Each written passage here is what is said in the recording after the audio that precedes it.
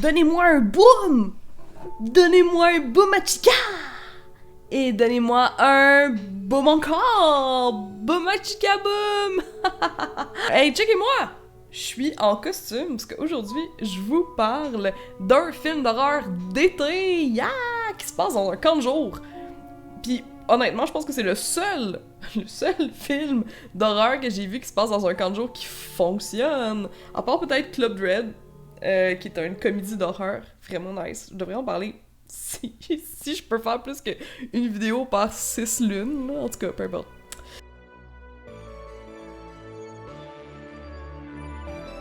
Allô? Alors, je vais vous parler de Sleepaway Camp. Oui. Parce que quand on me demande c'est quoi mon film d'horreur d'été préféré, je pense qu'il y a des attentes. Il y a l'attente que je dise Midsommar. C'est vraiment bon, Midsommar.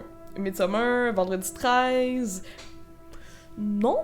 Honnêtement, moi, Sleepaway Camp, là, ça me convient parfaitement. Un peu comme avec les livres que je lis pendant l'été, j'ai envie d'un divertissement qui est un petit peu moins lourd, tu sais, pour le dire gentiment. L'histoire de Sleepaway Camp, c'est l'histoire de Angela Baker, qui est une petite fille qui a vu son papa et son frère, mon dieu, j'allais vous spoiler quelque chose.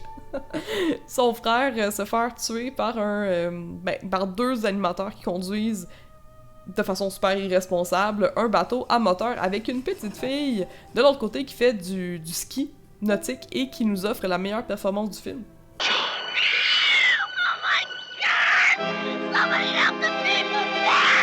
Parce que le film a de très mauvaises performances d'acteurs. Qu'est-ce qu'il a par contre pour lui, c'est qu'il a énormément d'amour. Dès le début, on voit que le film est dédié à la maman de Robert Hildick, sans qui il n'aurait pas pu faire ce film. C'est plate que ce soit avec sa mort, par contre, parce que c'est son héritage, qui fait en sorte qu'il peut produire son film. Mais écoute, tant mieux pour lui, I guess. Aussi, la ville dans laquelle a été filmé le film était tellement contente d'avoir de quoi qui se passe dans sa vie qu'ils ont prêté des voitures de police, des camions d'ambulance, etc. juste parce qu'il était vraiment down avec ce film-là. Puis ça lui a fait du bien parce que le film a un budget de 350 000 $, ce qui est vraiment pas beaucoup pour un film qui est allé au cinéma quand même. Félicitations. Aussi, autre chose qu'on remarque dès le début, c'est que ils ont pas pu louer un camp de jour pendant l'été, parce que ça coûte bien trop cher. Ils ont loué pendant l'automne. Fait que là, on voit que, les feuilles sont oranges. Ils ont d'ailleurs peinturé la plupart. Dans la plupart des scènes, il y a des feuilles peinturées en vert.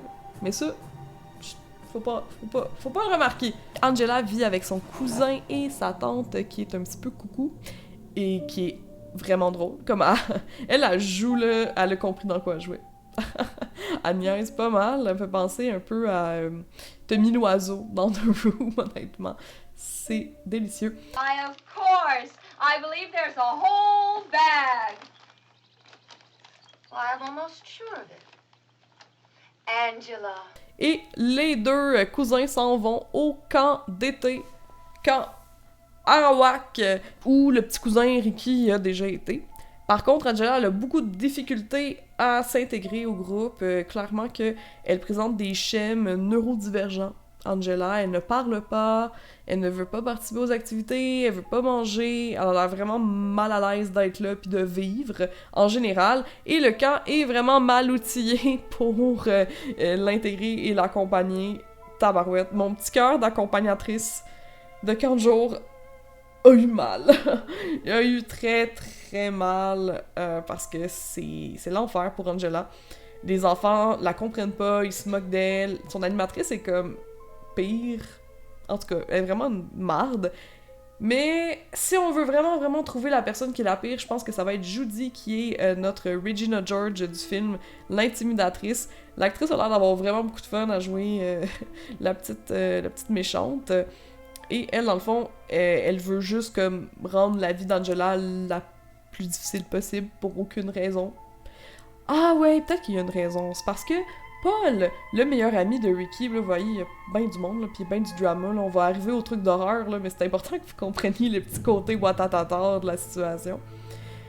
Donc, il y a Paul, qui est le meilleur ami de Ricky, et qui tombe amoureux de Angela, mais Judy, la poffine, elle aurait aimé ça que Paul il soit en amour avec elle. Ah, ça explique tout.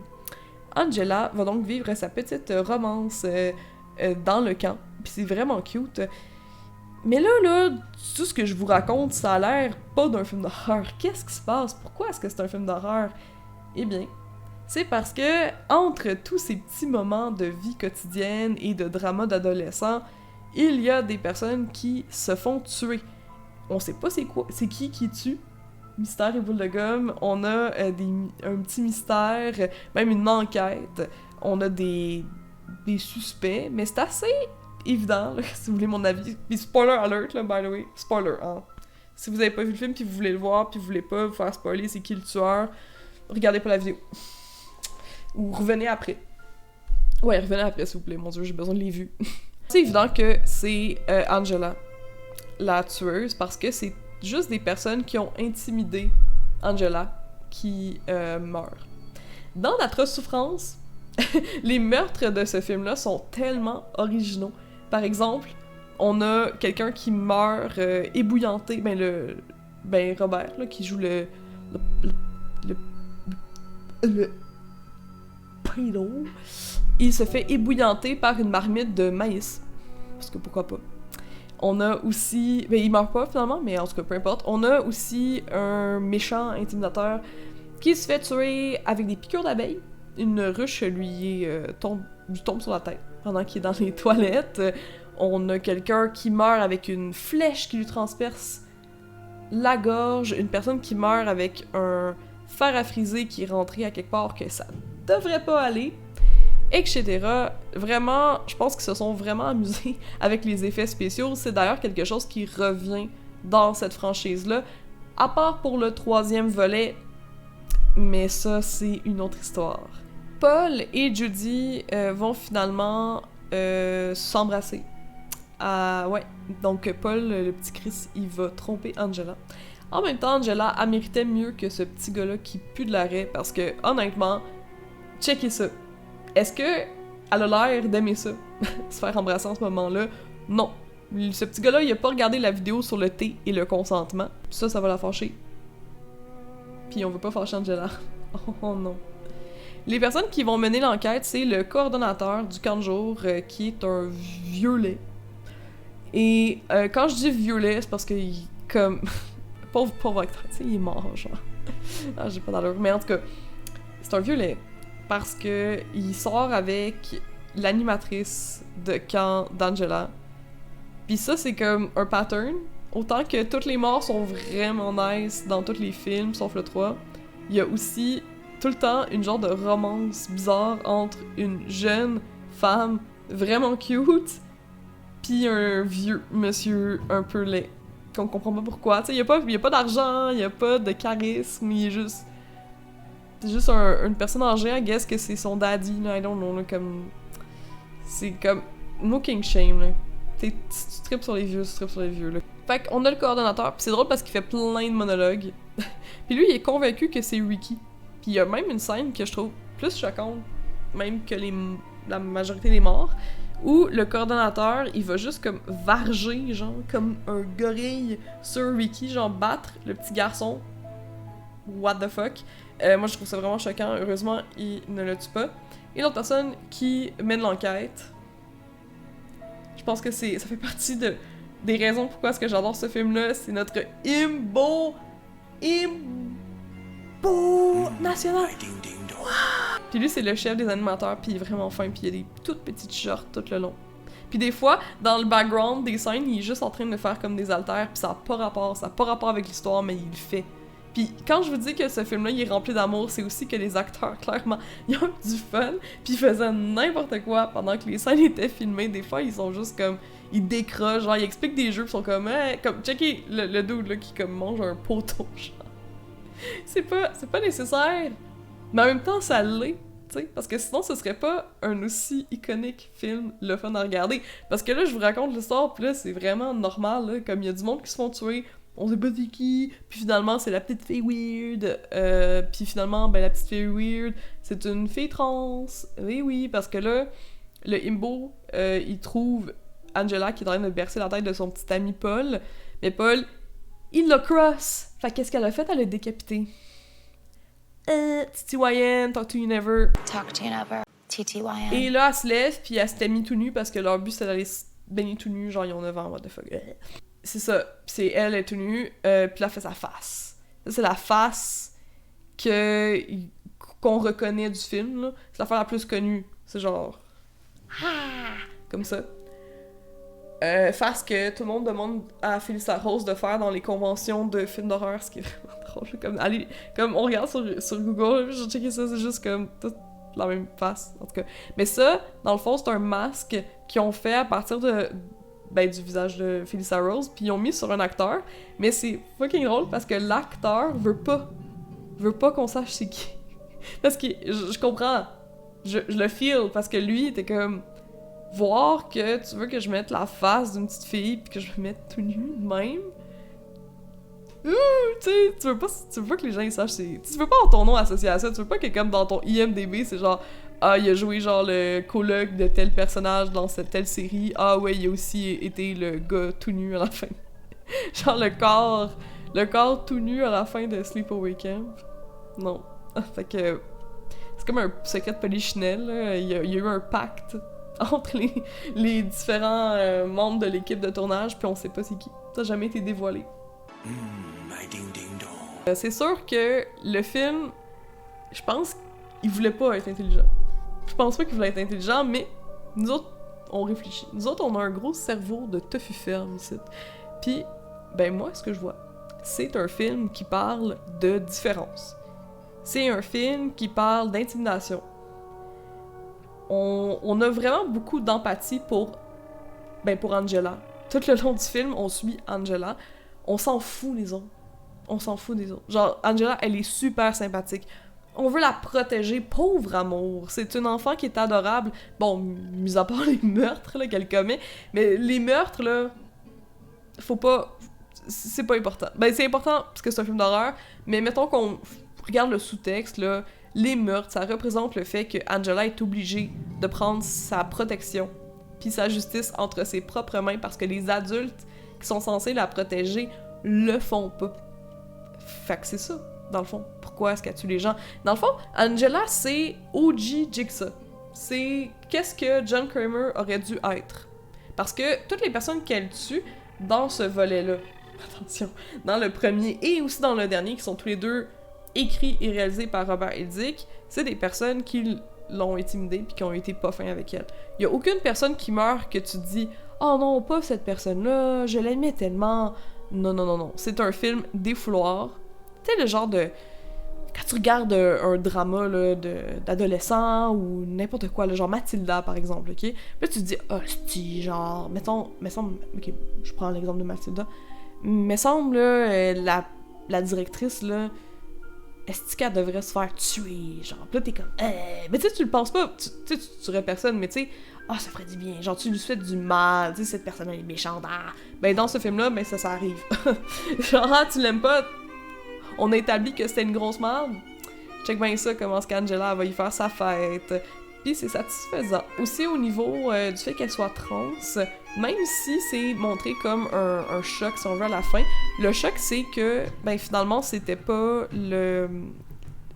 au départ l'enfant qu'on pensait qui avait survécu dans la scène d'ouverture. Et c'est ça qui faisait en sorte qu'on était comme un peu mélangés, peut-être... savoir c'est qui avait tué, parce qu'elle a un peu plus de force que, mettons, ce serait une petite fille, cisgenre. Mais, en fait, Angela est vraiment correcte à être dans son identité genre, en tant que fille. C'est pas montré comme étant monstrueux, le fait qu'elle soit une fille trans, malgré qu'est-ce qu'on pourrait croire à la fin, là, comme le fait que c'est exhibé, là, tu sais, son girl dick, là, il est là, il est sorti, là. Ben, même si c'est une petite fille trans, ça reste que c'est le personnage qu'on aime le plus. C'est quasiment genre, hey, tu sais, le personnage que t'aimais, là, puis que tu relatais, que t'avais de l'empathie parce que tu te sentais touché, parce que c'est un enfant qui se fait intimider, c'est un enfant différent, tu veux le protéger, ben c'est une petite fille trans. Puis tu sais-tu quoi? Ben les petits enfants trans, ils vont vivre souvent de l'intimidation, fait que la compassion que t'as eue là, pour ce petit enfant-là dans le film est le don dans la vraie vie. Hein? Surprise, motherfucker! Moi, c'est comme ça que je le vois. Et comme ça que beaucoup de cinéphiles queer le voient aussi, là, comme ça a vraiment été adopté par, par la communauté. Which is nice.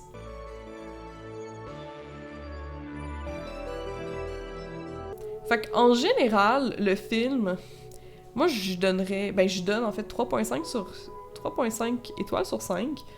C'est quand même beaucoup. Vous pouvez me suivre sur Letterboxd, là, je les ai toutes notées. C'est beaucoup parce que je l'aime, vraiment, ce film-là, puis je l'aime de façon irrationnelle, comme c'est le fun. Genre, c'est le fun à regarder. C'est pas un film qui est particulièrement bien fait, ou qui va comme, je sais pas, te faire réfléchir, ou te faire changer d'avis sur la vie, ou je sais pas, t'empêcher de dormir. Non, mais c'est le fun. Tu sais, genre, tu regardes ça avec du popcorn.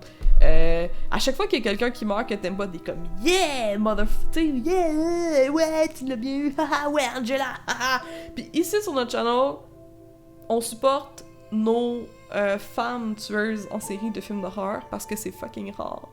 C'est rare qu'on en ait. En plus, elle a vraiment des bons kills. Elle a vraiment... Ed French, c'est la personne qui a fait les effets spéciaux. Puis honnêtement, c'est parfait, ça tient encore debout. Vraiment impressionnant. Tu sais, des effets pratiques, ça vieillit bien. C'est pas comme le CGI, là. Puis ma mort préférée, je pense que ça doit être celle avec le nid d'abeille qui tombe sur la tête d'un des intimidateurs. Puis il est sur la belle toilette, puis il est comme « Ah! » Puis là, c'est comme hors scène, dans le fond, hors champ qu'on le voit. On voit pas la mort. Par contre, on le voit, le cadavre tomber. Puis c'est un pantin qu'ils ont fait à l'effigie du dude, puis ils ont mis du miel sur son visage pour qu'il y ais des vraies abeilles qui soient là. C'est tellement cool, honnêtement. C'est tellement horrible pis gore, là, j'adore ça. Bref, je vous recommande chaudement ce film-là. Je vais vous sortir d'autres vidéos rapidement sur les autres volets de Sleepaway Camp. Spoiler alert, c'est moins bon. Ils sont vraiment moins bons. J'ai vraiment moins de belles choses à dire que ce film-là. Ce film-là, il a été fait avec beaucoup, beaucoup de respect pour le genre par Robert Eldick. C'est son petit bébé, son petit joyau, puis c'est difficile de critiquer quelque chose qui a autant d'amour dedans, tu sais. Je veux dire, je vais pas commencer à comme insulter des calinours. Suivez-moi sur Instagram si ça vous tente, ça serait le fun, parce que c'est là que je poste le plus. On se revoit bientôt, like and subscribe, you know the song. Je vous envoie des bisous. Si ça vous tente. Bye!